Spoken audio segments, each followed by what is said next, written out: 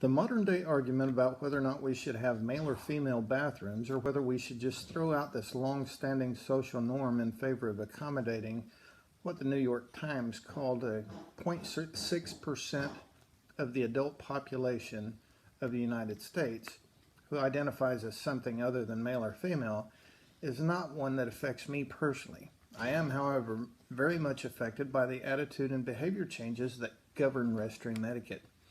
While many folks are pushing for non-binary as a gender, I personally think a binary approach to restrooms makes more sense. As reported in the Chicago Tribune story, Trump administration lifts federal transgender bathroom guidelines. It will be up to the states and school districts to interpret federal anti-discrimination law and determine whether students should have access to restrooms in accordance with their expressed gender identity and not just their biological sex.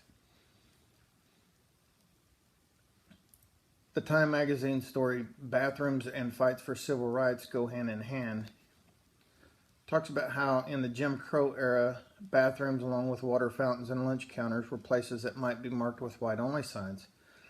The bathroom has also been the battleground for women and handicapped workers fighting for equal treatment in the workplace. Traditionally, businesses in America have offered female restrooms with toilets and male restrooms with urinals and toilets.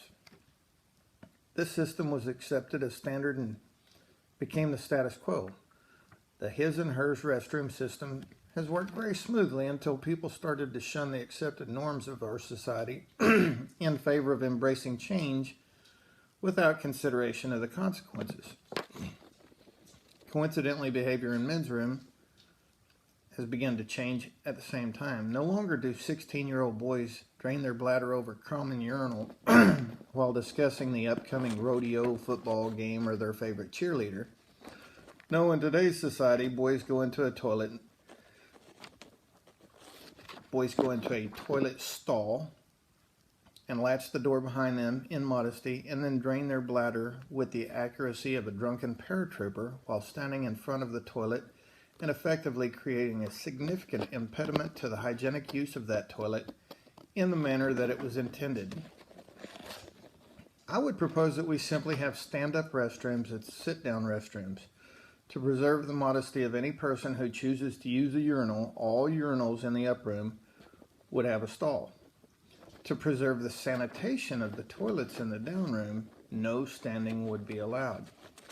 I'm sure that some of the folks who condemn the traditional his and hers restroom system will find flaws in my logic simply because it's practical, and those folks are far less concerned with what's practical than with forcing society to conform to the needs of every individual.